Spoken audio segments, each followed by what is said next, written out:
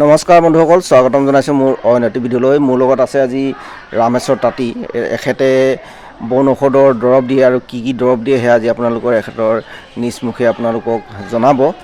এই আহক, মই প্ৰথমতে তেখেতে কি দৰৱ দিয়ে সেয়া সকলোখিনি আপোনালোকক সুধি পিনে কৈ আছোঁ। কওক, আপুনি কি দৰৱ দিয়ে সেইটো কওক।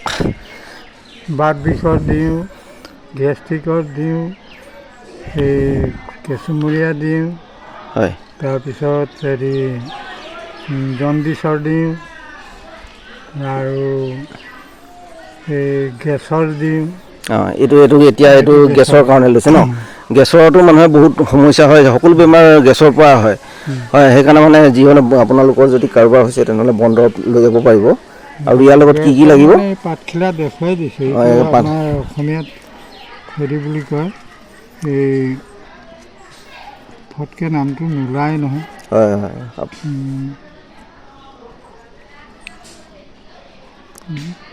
এইটো পাতখিলাটো চাই লওক, এনেধৰণৰ পাত আপোনালোকে এইটো। ইয়াৰ লগত আৰু কি দিবলগীয়া হয়?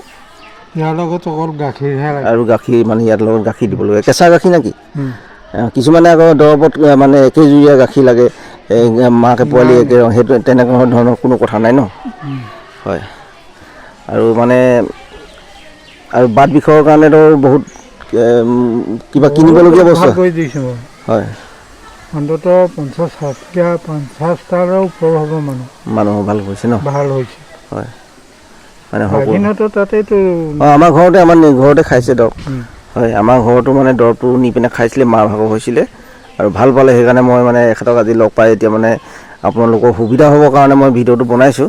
আপোনালোকে আহিব যিসকলৰ মানে বাত বিষৰ সমস্যা হৈ আছে। আৰু কেঁচুমৰীয়া দিয়ে নেকি? কেঁচুমৰীয়াৰ দৰৱ দিয়ে। এনেধৰণৰ যিসকলৰ মানে বেমাৰ হৈ আছে আপোনালোকে এখেতৰ লগত যোগাযোগ কৰিব পাৰিব। আৰু যিহেতু বাত বিষৰ পৰা মানুহে বহুতো কষ্ট পায়, সেইকাৰণে তেখেতে মানে বাত বিষৰ দৰৱ দিয়ে। আপোনালোকে দৰৱটো নিব পাৰিব। আৰু যিটো মানে দৰৱৰ খৰচ হয়, সেই খৰচটো তেখেতে নিজে বহন কৰে আৰু নিবৰ সময়ত আপোনালোকে বিনিময়টো দিলেও হ'ব বুলি কৈছে। আৰু এখেতৰ হৈছে এই এড্ৰেছটো মই কৈ দিছোঁ, এই বাঢ়নি চেৰিলি গাঁও, আমাৰ মৰিয়নি সমষ্টিত পৰে। আপোনালোকে এখেতৰ লগত যোগাযোগ কৰি পিনে